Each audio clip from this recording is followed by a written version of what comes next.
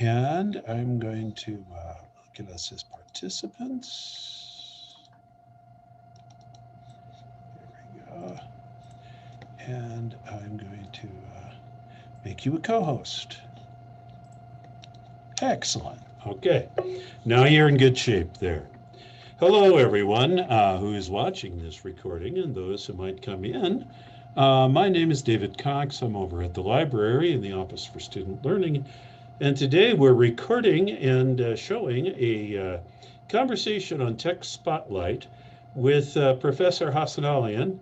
And he is with us to talk to us about his great work on drones, as well as other things he gets excited about, such as the Mars landing tomorrow and things like that. So I think we have a wonderful chance to chat with him. And if you have questions, please let him know those through chat. I'll try to watch, or Sarah might try to watch. We'll try to get those going.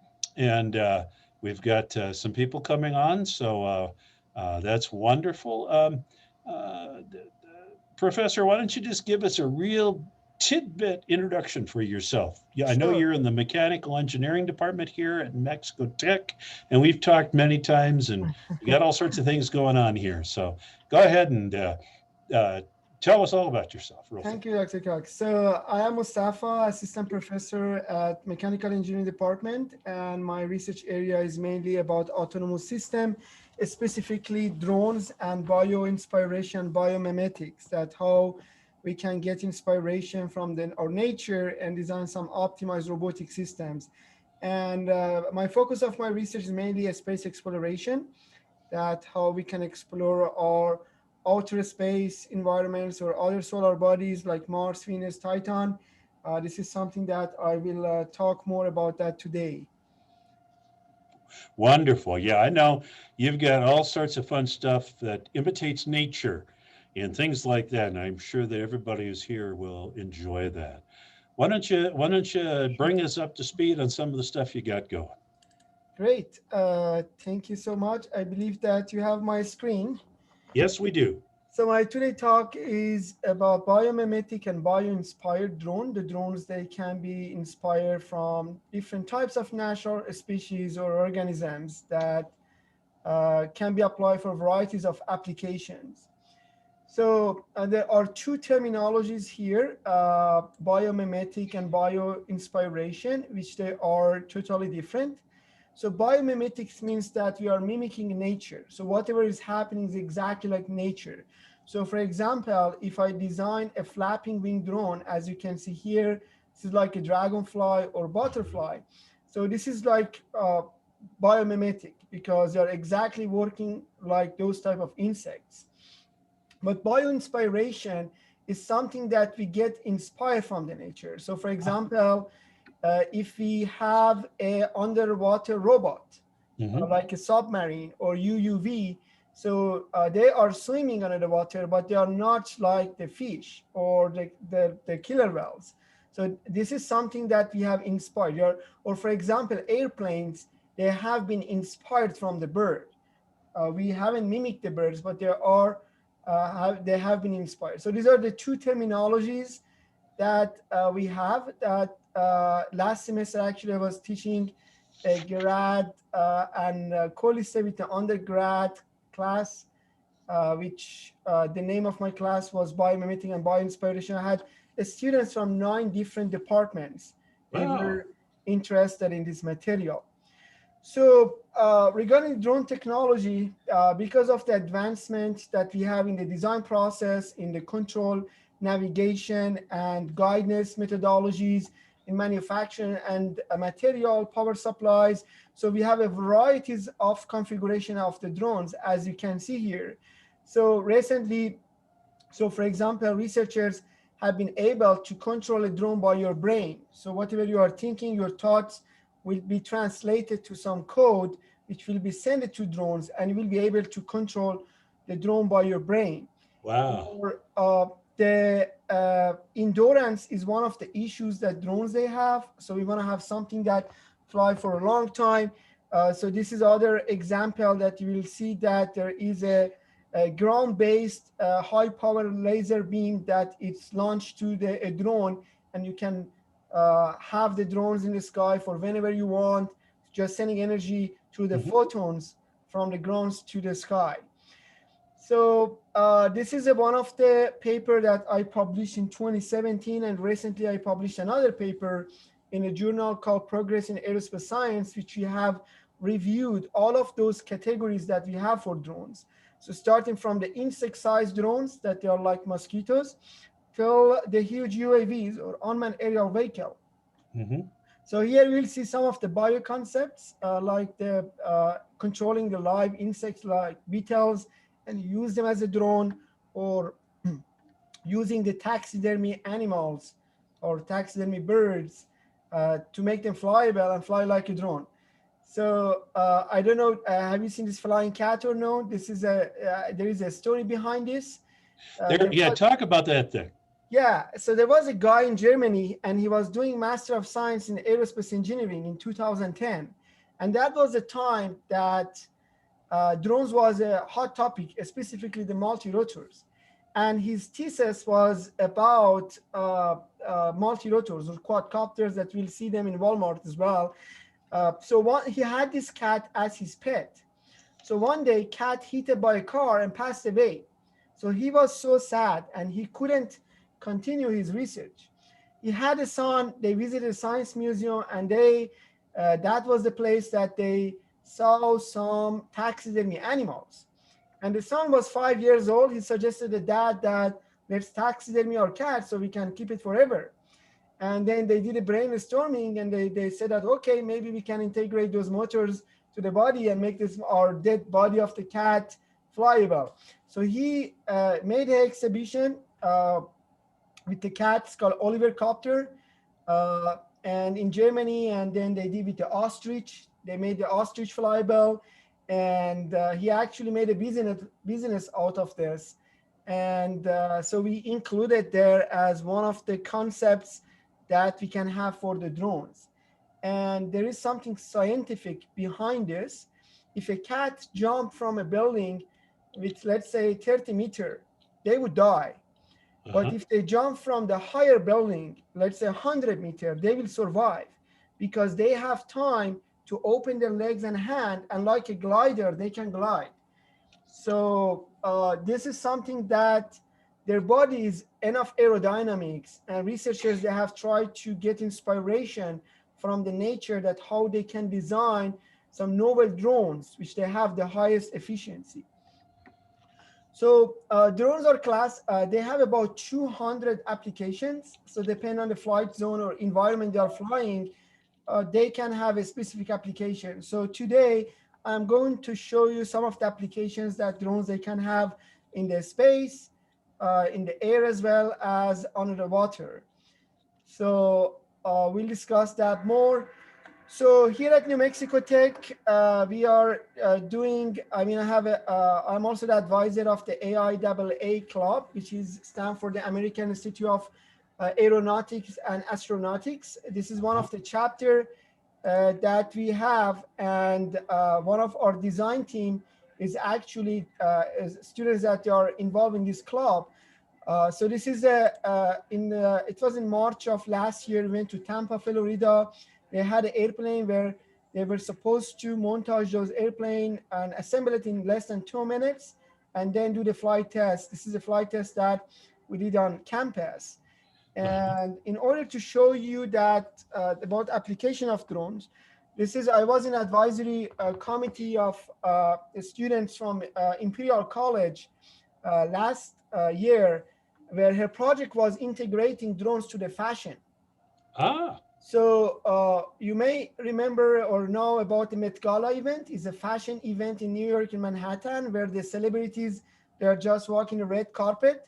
So this is a flapping wing butterfly inspired drone that a swarm of those butterfly can be used for this application. So they can fly around a person and keep a distance with them, and you will have, let's say, 50 butterflies where they are flying around a person. So these are some fun applications that drones they can have. And this is a butterfly that actually we got the inspiration in order to design this butterfly. So as I said, I have currently 15 graduate students that about 9 of them, they are doing research on space exploration by drones or novel robotic systems. So drones can be fly on Mars, on Titan, on Venus, on different solar bodies.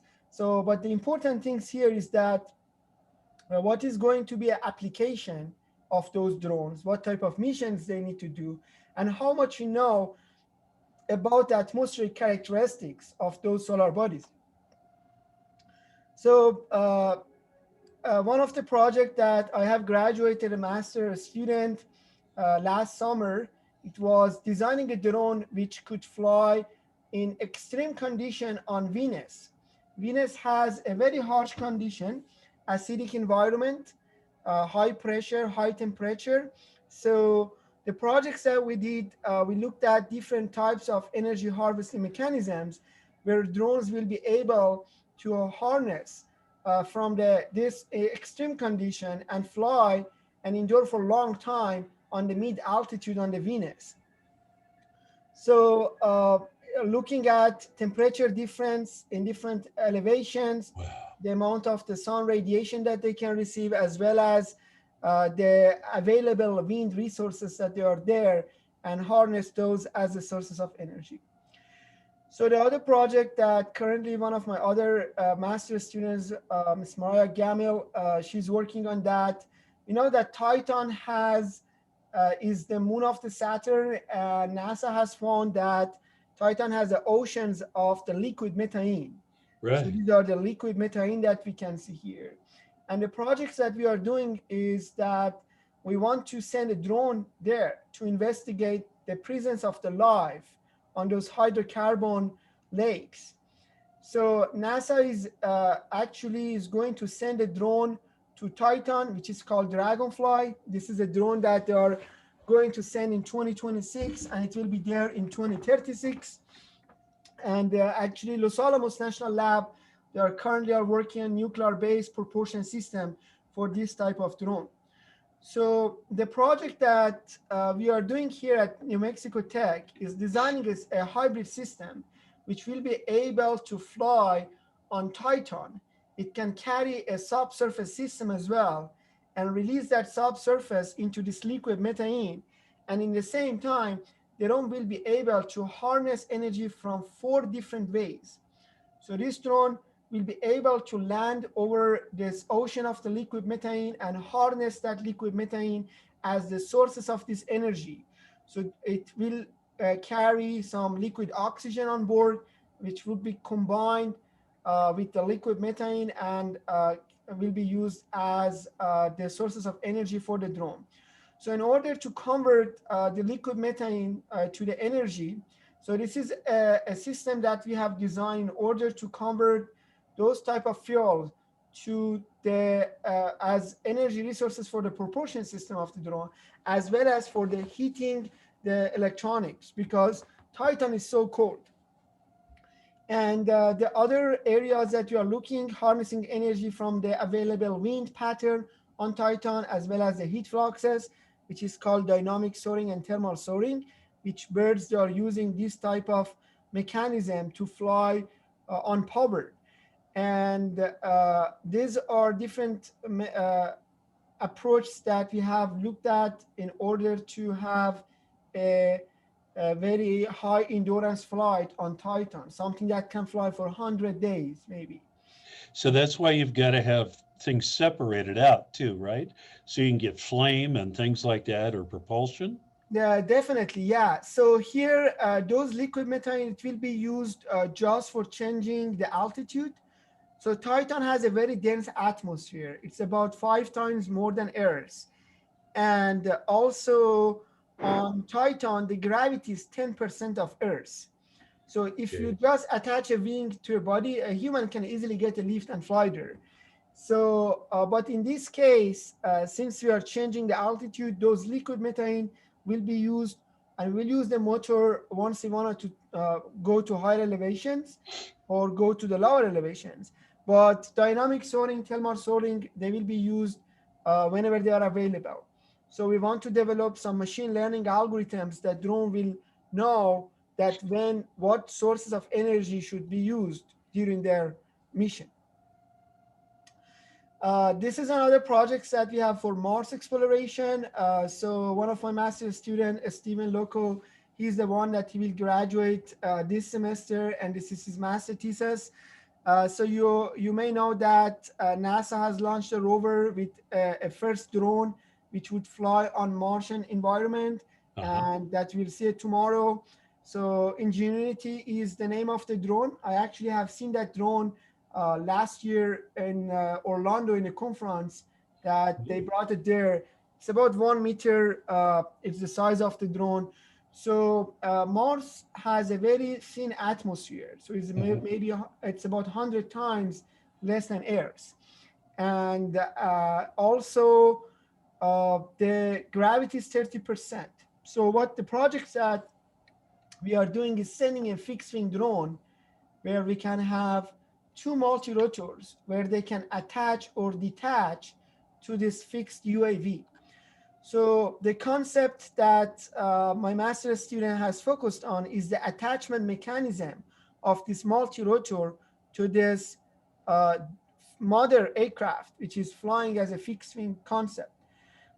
So I want to show you some of the flight tests that he has done. So the drone has a thermal camera, and there is a magnetic actuator here. Once it's receiving power, so it will be heated. So thermal camera through the real-time image processing will find out where is the target, and it will be able to adjust its flight to have a safe docking mechanism or attachment scenario. So this is a flight test that we did in the grass field here at Tech.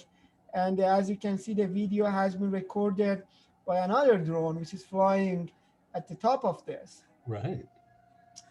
So I need to acknowledge Skin Library as well to helping us for this project. So this is the second prototype that Stephen has made it. And actually, we are going to test that tomorrow, most probably. Oh, wonderful. Okay. As you can see, there are a bunch of ultrasonic sensors. We have a thermal camera here. These are some magnets, as well as some visual camera and a Vive tracker. Since on Mars, we don't have GPS, so we need to work on some GPS denied flight environments. So this is the reason that we are not using GPS in our drone for those type of missions, and we are using some novel concepts that can be used for navigation. So this is the flight test that we did in the Skin Library. The drone that shows Steven is fixing the propeller, and it's flying inside of the cage. So in the cage, we have 8 tracking cameras, as you can see in the roof. And the drone will be able to fly. Also, it has the autopilot that can fly any path that we want. And those tracking camera would actually record the position of the drone. So we have integrated 2 cameras as well to the cage. There are 2 webcams that we can see in the real time. And I will talk more about that at the end of my presentation, about how this cage can be integrated to the research, teaching, and outreach activities. So as you can see, drone is flying, doing the hovering and forward flight, as well as you see that those tracking camera would track the positions that drone is flying. So this is something really cool that we have created at Tech for testing. So right now, I have another student that she's trying to create some type of simulated wind speed. To want to integrate some fans that can create the wind, and we can see that how the position of the drone can change with those type of wind generators. So the other projects that we are working and is related to the different types of the rovers is that looking at nature, that how nature can give us some idea that we can design some novel flying objects. So this project that you can see, I have a PhD student from electrical engineering.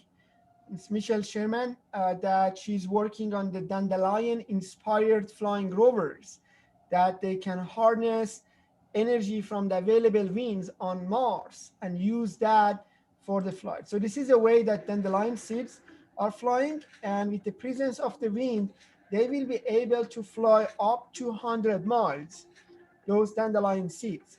And in order to carry those, I have another students, undergraduate students, that they are working on some type of robots which they can roll like this spider, which they jump and roll. And since the Martian surface is rocky, so we need some sorts of the robots which they have the jumping capability. So this is one of the prototype that my students, they made it last year before the COVID-19 happens, but right now they're working in an advanced version of this, which I'll show you the structure. So the other projects that currently we are doing in the with the collaboration with the CP, Southwestern Indian Polytechnic University, we have 4 students from Tech and 4 students from CP that they are collaborating with each other, and we have a NASA funding on that, that they are looking at the jumping mechanism of the locust in order to design some sort of the swarming bio-inspired locust, which we call our projects moon hoopers, for the moon exploration. So this is some sort of the Artemis mission that they are funding projects that can be used for next 3-4 years, that they want to send astronauts. So in order to this type of this rolling robot, as well as those dandelion, we always need to have a mission for our drone. So the mission that we have defined for this system is monitoring the lava tubes. So lava tubes on Mars, they are some part of the potential habitats for the humans once they want to go to the Mars. Right. And there has not been any types of the rovers or robots which could go inside of those lava tubes. So this idea that we have proposed, it can easily integrate it to those sorts of the missions for finding out the specification of the lava tubes or underground caves on other solar bodies. So in order to design this type of robots, as you can see here in this picture, we have looked at multiple species: tumbleweed with a rolling capability, armadillo, those spider, some sorts of the lizards where they can run over the water, octopus, as well as some jellyfish and the locust. So combining all of those species, we came with this idea of this robot with morphing capability, which can be used for varieties of application on Venus, on Moon, or on Mars. So this is another project. I have a master's student with the background in civil engineering that she's working on that, as well as some undergrad students that they work last 2 years on this project. Is, you know, that Opportunity rover, it was the first rover that NASA sent it to the Mars in 2004, but eventually it was supposed to work for 4 months, but it worked for 14 years. And in 2018, it is stuck there because the dust covered its solar panels and it couldn't charge itself.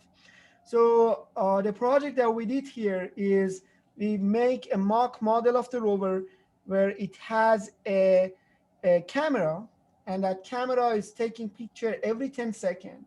And with doing the real-time image processing, it will be able, on the computer that we have on the robot, to find a spot that we have the dust. And as you can see here in these 2 pictures, this is a Martian dust, this is a lunar dust, or a simulated dust that I have in the lab. And then we find out that both dusts, they have magnetic characteristics. So we came with some solution of magnets that how we can push away the dust or the surface of this type of the rovers and clean the dust over the solar panels.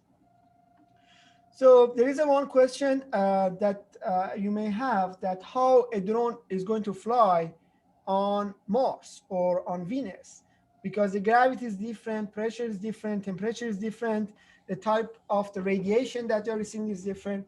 So one of the projects that we are doing, and we called it a magic box, we are designing a box which will be able to simulate the atmospheric and physical characteristics of those solar bodies. So for example, this is for Mars, the type of gases that we have, the Martian Regulus, as well as the temperature, pressure, and the radiation.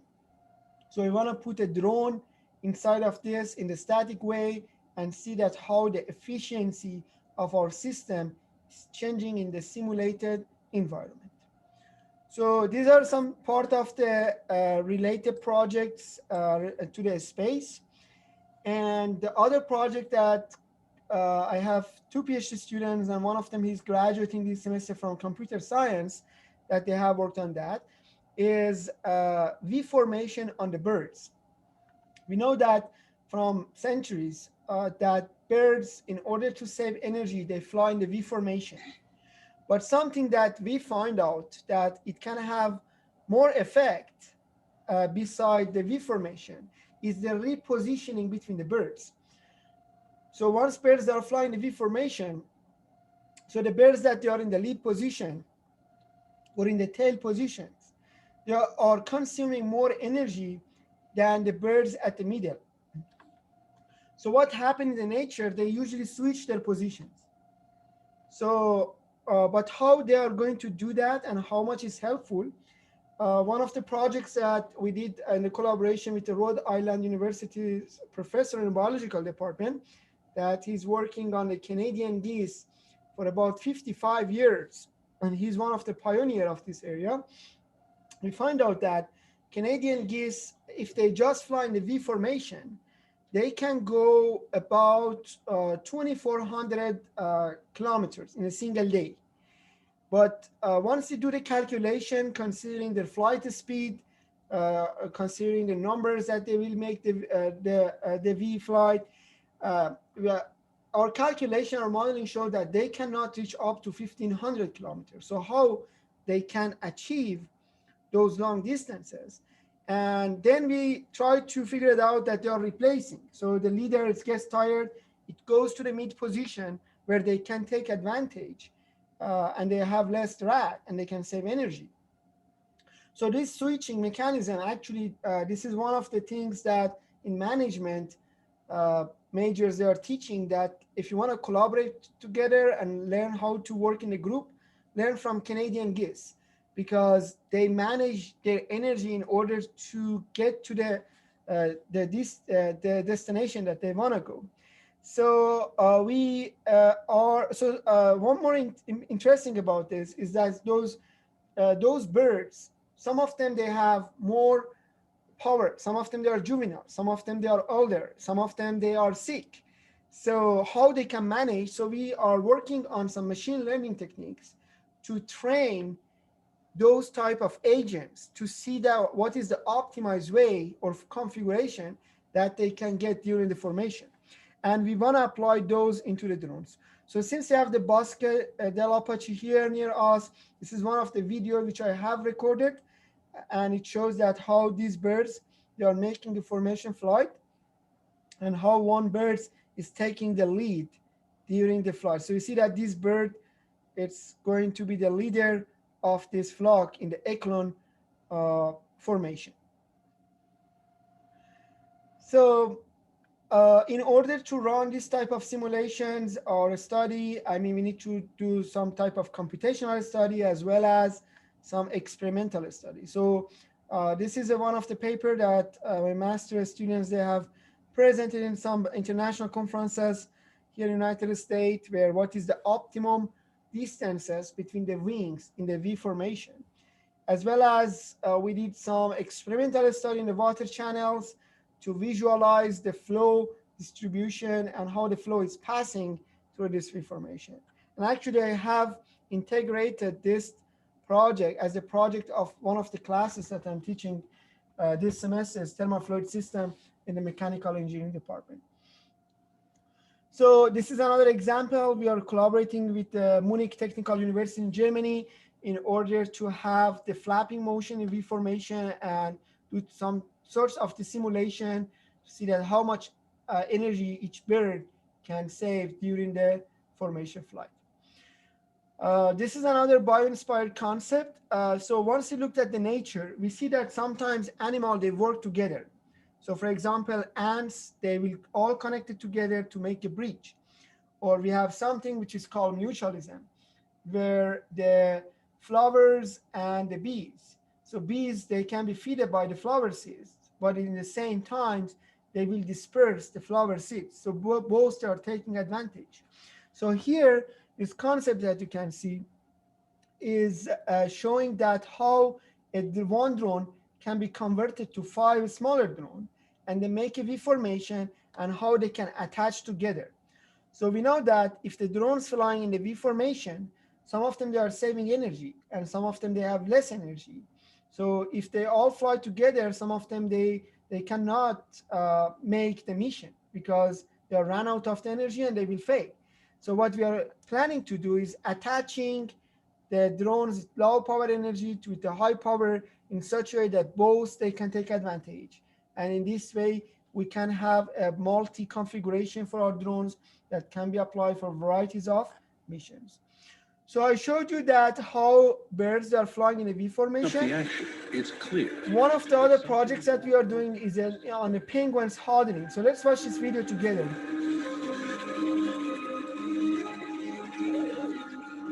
Soon, the huddle numbers thousands, and still more keep coming.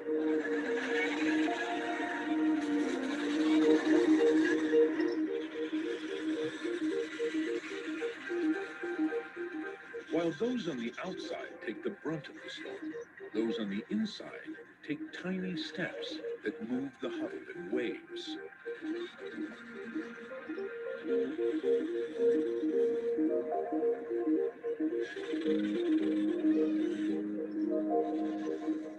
The densely packed penguins continue to shift and rotate from the center.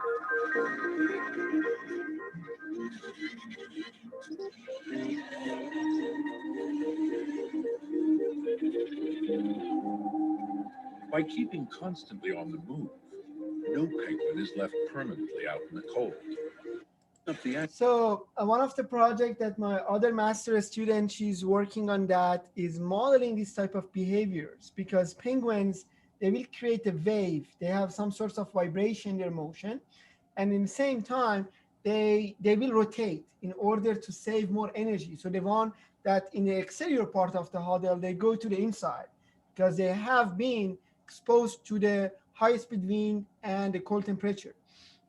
So we are trying to analyze those type of behavior and get an idea and use those sorts of the mechanism to design some Martian habitat, because on Mars, the temperature is also low, so cold, minus 125 degrees Celsius.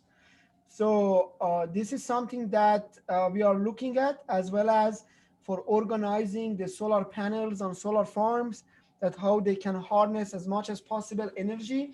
This is something else that we have looked at.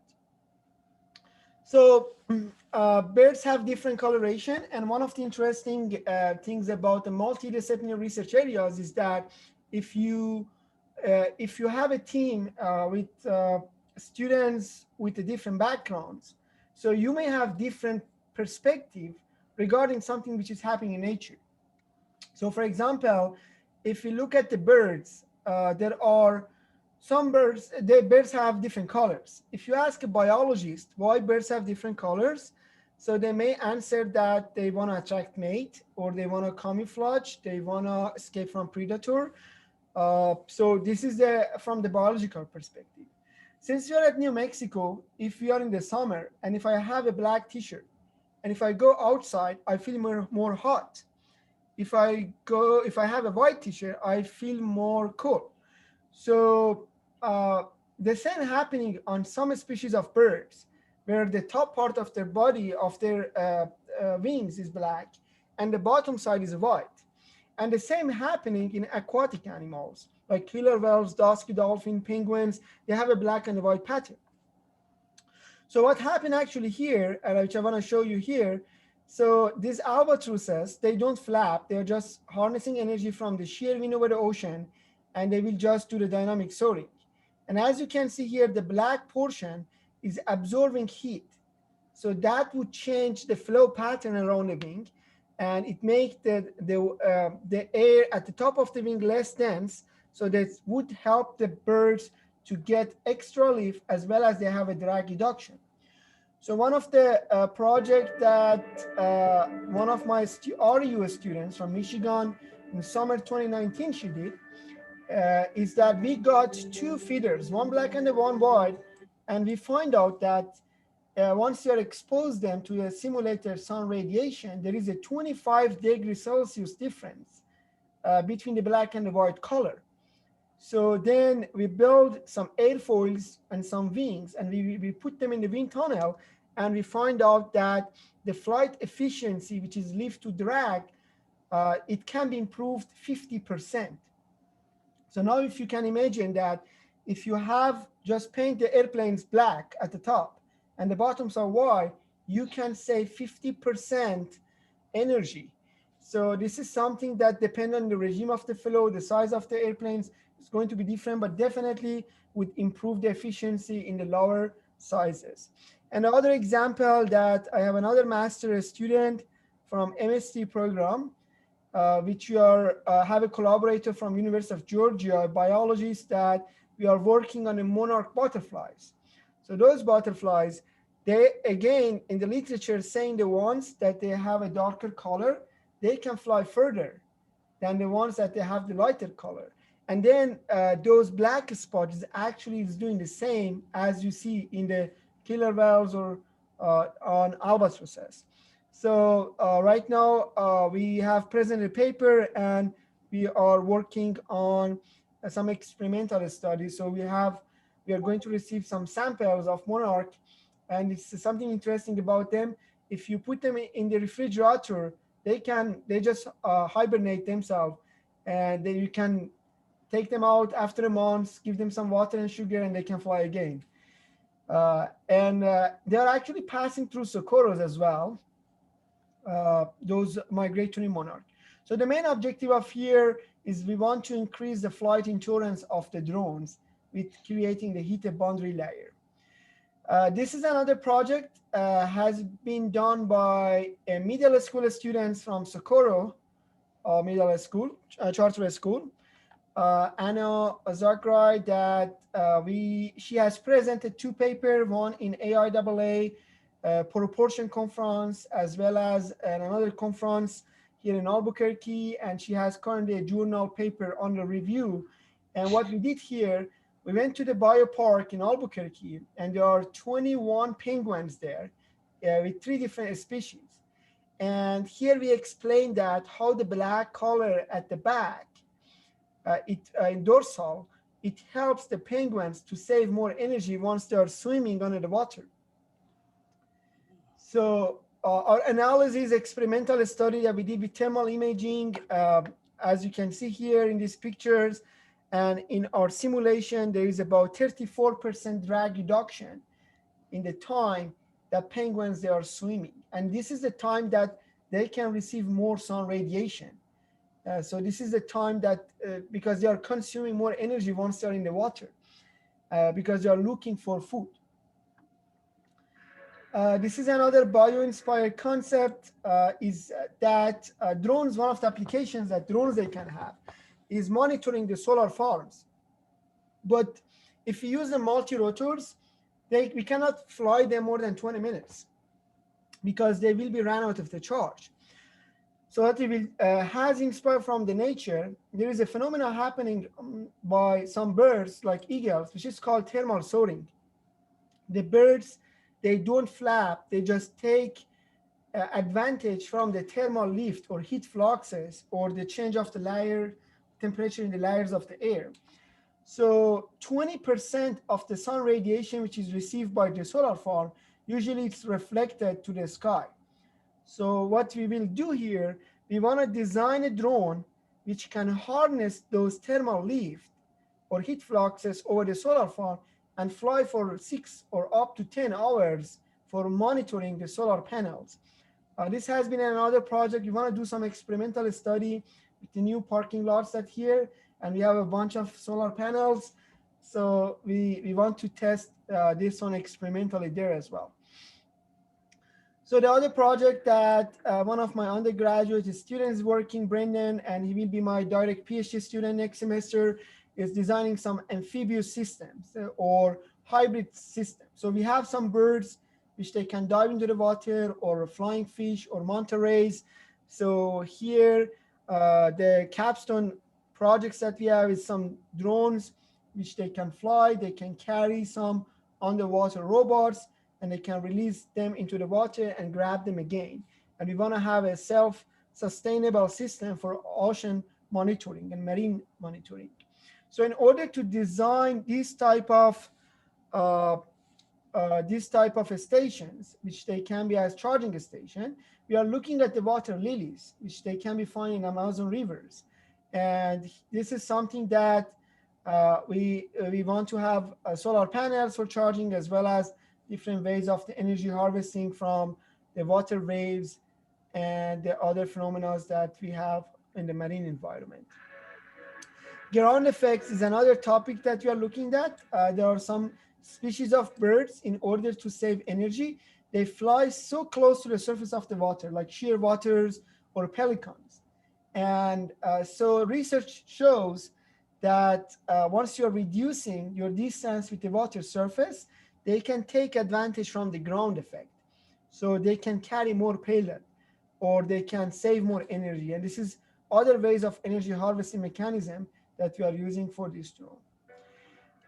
This is another project. I have undergrad students, Miss Megan Richardson, that she's working on amphibious concept based on the manta rays, that they can flap and fly and swim under the water. So this is some sorts of the simulation that she has done, as well as as a fixed wing, and as well as for the flapping motion. So we want to design amphibious systems which can work both under the water and also in the air, like manta rays. So this short video shows that how we are simulating this type of robots. So the other concept which I showed you, those rolling, jumping robots, this is an amphibious concept of that. This is a new model that my students, they have made it. It's from carbon fibers, and right now they are integrating electronics to inside of the robot. And we have inspired from 4 different species, from this type of lizard, spider, octopus, and jellyfish. So this would be able to move so fast over the surface of the water, then it can be flipped, it can sink into the water, morph those legs and swim like octopus or jellyfish under the water. I also have another master student, Anastasia Western, that she's working on this type of robot as her master thesis. So the other project that my undergrad student, Savannah Bradley, she has presented this paper last year in the conference, is studying that how animals, they are escaping from predator in order to get inspiration for anti-predator mechanisms for the drones. So for example, if you look at the lizards, they sacrifice a tail to rescue the rest of their body once they're in the danger. So we are looking at some type of drones which they can sacrifice some parts in order to rescue the rest of their bodies, or drones which they can do camouflage, or they can escape, or playing dead like this frog, as we can see here. So I showed you that drones have 200 applications, but we are not using in our daily life. So the other project that I have another master student, Douglas, that we want to integrate drones to our life. She's coming to the idea of a smart city, and we call this idea nest. So because you are getting idea from the nest of the birds. So if you want to use drones in a city, we are designing right now some sorts of the structure which they can be integrated to the lighting poles. They have solar panel for charging, for battery replacement, And then, so for example, if somebody has a heart attack and you want to send an ambulance drone, there is a fire, somebody want to have the firefighting drones, you want to do for infrastructure inspection, bridge inspection, pollution monitoring, deliveries, and plenty of applications that drones they can have in our cities. So we have made this app where you will be able to send those type of application that you need, drones are flying, and it will do those type of missions. And those stations, they have the weather station. They will use the 5G technologies as well as the IoT things for communications. So one of the applications of drones is that, so since all of us, we have the phone, there are some spots that phone doesn't work, and we want to find those spots. So this has been another project that my PhD student has done it. We want to monitor and find those spots by formation flight or cluster swarm of the drones to study those type of places. So in the current way, they are using just driving tests with the cars, and they have those type of sensors to find out, but this is something that easily is doable by drones.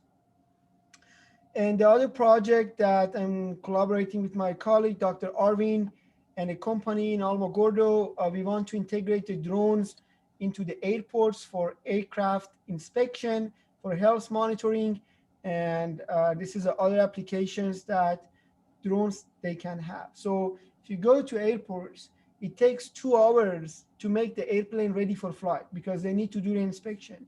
But using drone, it reduces the time to 20 minutes, which can be more efficient for inspecting different parts of the aircrafts. And this is other project that I have one of my design teams, they have done it, as well as I have graduated students from mining departments designing some drones which they can apply for underground coal mines. So recently we have got $0.6 million grant to work on this project, having a permissible drone.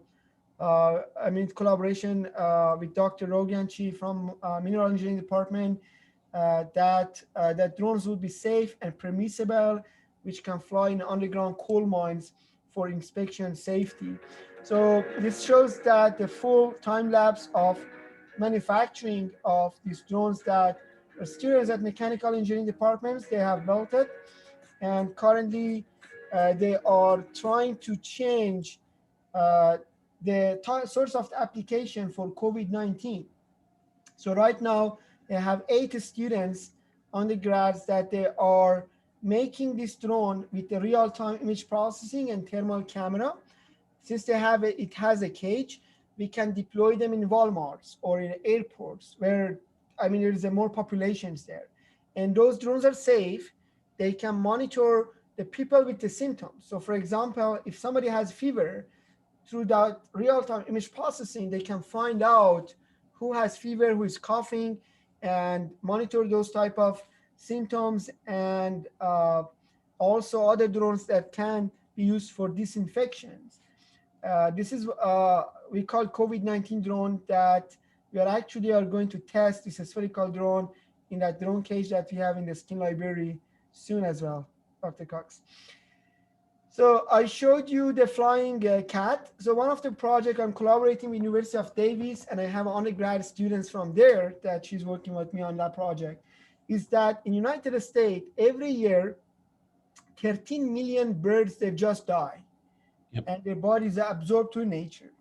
So if you can taxidermy their body, you don't need to use artificial material like this flapping wing drone for the wing or structure. You can use the feathers and the bones of the birds. We can design an actuator mechanism, put it inside of the body, as well as 2 cameras instead of eyes, and you can use them for wildlife monitoring. Because if you use this type of multi-rotors, they are so noisy, and animals, they will be scared and scatter. But if you use this bio-in-loop or bio-robotic drones, they will be able to monitor the wildlife. So these are some classes that I'm teaching here. Introduction to Unmanned Aerial System, which has been developed for Master of Science teachers. I have 4 teachers. in the summer 2019 that they actually built this airplane in about 2 days and it designed by themselves, as well as we have summer STEM 2 program for high school students. And these are some example of the drones that they have made and the design. And this is something that we are doing in the skin library. It's modeling that drone cage where everybody can connect online through the cage, as well as you have the virtual reality. And this is one of the flight tests that we recently did. We have added a net underneath in order to have a safe places. If you don't know how to fly the drone, this is going to be very safe space because net would keep the drone safe. And as you can see here, we have two webcams inside of the cage which show the location of the drone. And one thing that we want to do is that, Zoom give you this opportunity to control a monitor or control the system. So we are right now developing a software where, for example, you are right now online, wherever you are, you can get connected to the workstation that we have through the Zoom. You can practice the flight simulator that we have, as well as you can fly the drone inside of the cage. So this is something that it will be a part of our drone program. It's a K-12 that we are going to, we have started actually with help of library to give us this space for testing. And as you can see here, those camera gives you a good view in order to fly drones. As well as we have a different flight simulator that you can practice how to fly the drone. So I believe that was my last slide. And thank you so much for listening to me. And I am open for any question. All right. Well, thank you so very much. It was lots of fun to watch that. And I've got to watch bits and pieces of it all through being up here, of course. But this is, again, Dr. Hassanalian. And if you have questions for him, please kind of take turns a little bit and turn your mic on and ask him a question or send something through chat, and we'll try to watch for that. Right now, we have about 9 minutes left in our sector, but we got so much information from Professor Hassanalian that it is just mind-boggling. It's marvelous. So any of you have questions or would like to ask questions? So since Sarah is here, Sarah is actually my undergrad researcher, and I forgot to talk about her project. Right now, Sarah is leading a team.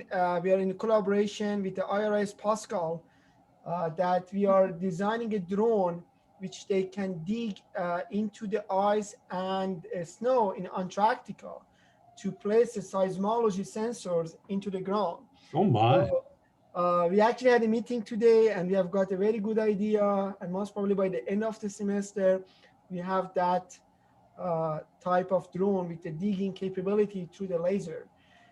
So this was something that I forgot to integrate it to my presentation. Sarah is here. Sarah, do you got anything to add for that? I see you get your mic off and your screen off, but if you got stuff to add, please do. Well, right now we're just on the beginning stages of this project. So we're trying to understand the environment in Antarctica and the work that Dr. Akram is doing and how we can support her efforts with our drone. So we are actually going to have a combination. I don't know. I'm sorry, Dr. Hassanalian. I didn't hear the whole thing. But we're trying to have a joint effort between using a rover and a drone to be able to drill this holes and put these probes in the ice. Wow. So it's not going to be just a drone. We're going to also be building up a little rover with a mechanical arm to support this. Yeah, thanks, Sarah. Yeah, Wow. sorry. Oh no, that's fascinating. Other comments from anybody? Dr. Hassanalian, I was wondering if you could share how you got into this. Like, what's your background? How did Sure. you become interested in drones? So actually, I am working on drones when I was 18 years old. When I was a fresh student in a university, I'm from Iran.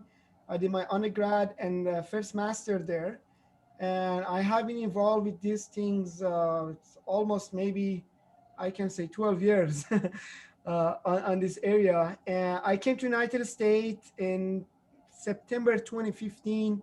I did my second master and PhD in 2 years, 8 months at NMSU.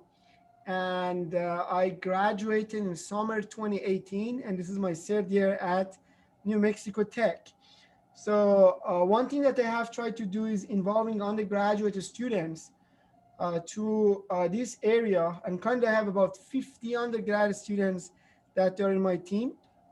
And some how they have been involved in these sorts of the projects. And my main objective is that prepare those students. Most of them they have publication. So they have Sarah right now. I believe she has 5 publications Cool. in the conferences, in different conferences, and prepare them to become a grad students here at Tech.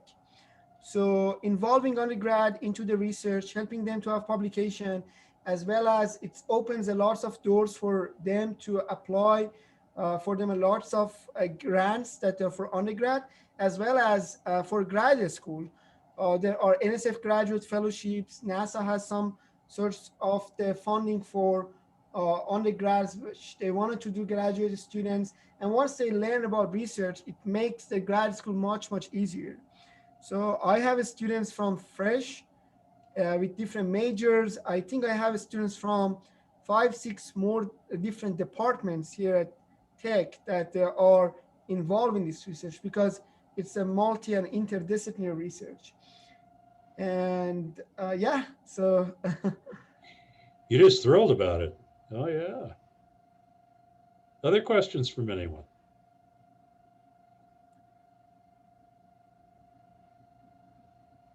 Don't be shy. I'm just curious to ask, by the way, this was a wonderful talk.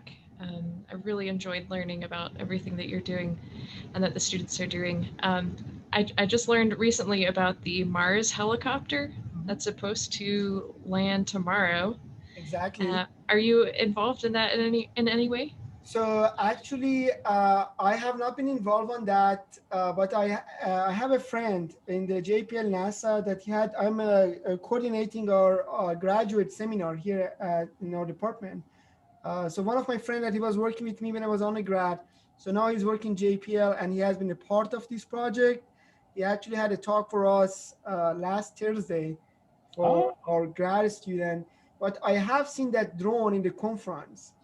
So, but currently I have about 10 NASA proposal pending that all of them they are related to the drones that can fly on Mars, Venus, Titan, as well as Moon.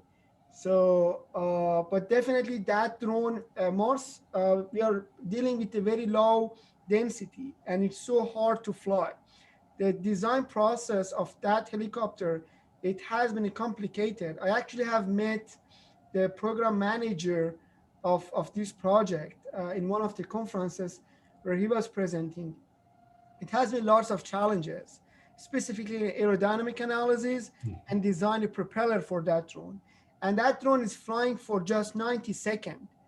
And then it needs to be recharged again and to fly again. The main objective of these type of drones, they want to see that what will be the flight, how will be the flight on Martian environment. But definitely there are many, many projects that have been proposed and they're aligned to send it to the Mars in the future. I have a review paper that I published in 2018, which I have reviewed all of the drones that they have been designed for planetary exploration, including this drone that would be landed tomorrow on Mars. Mm. Thank you. Yeah, that's amazing. Sure. I have a follow-up question for you, Dr. Mostafa, Sure, Steph. on that. So how at Tech, is there a way that we can test drones like the, you know, like the one that is going to go to Mars? Like, what are the specifics of the environment that we have to recreate in order to make that happen? Great question, Sarah. So in order to test those type of drones which are supposed to fly on Mars, there are two different ways. One of them is doing them in the simulated environment. This is a project that Summer Little is doing. Sarah, I don't know, have you seen that? So we want to make Yeah. box simulated environment. Mhm. The other thing is what NASA has done. If you go to a flight altitude of 35 kilometer, you can get the same density and the gravity as the Earth, as the Mars.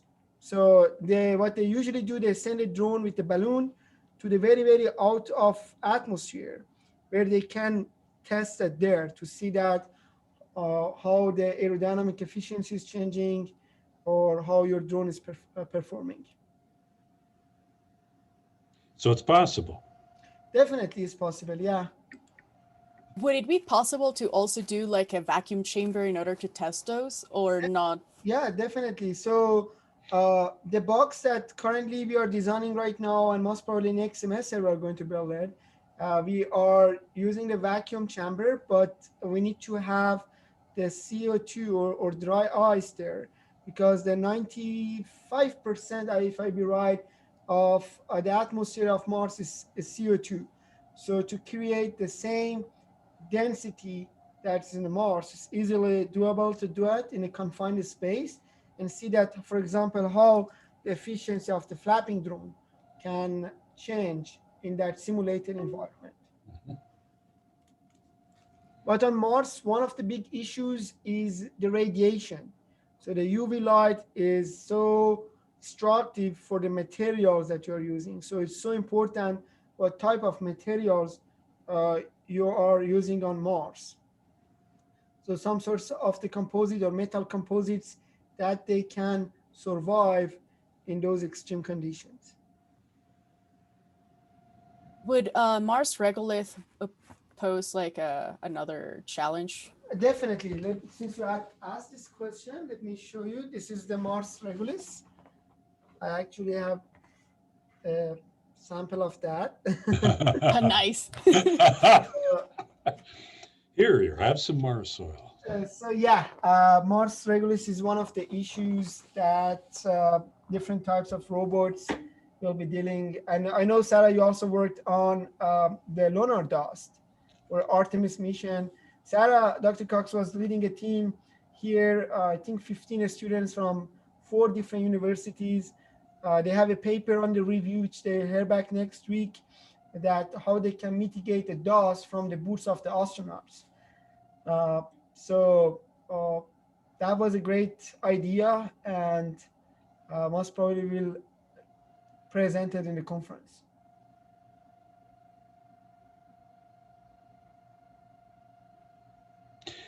Anything you'd like to add as we try to come together to an ending of this? So if somebody is watching this later on, if you're interested in this topic, feel free to contact me. You can reach me anytime. I'm in my office from 8 in the morning till maybe 12 at night.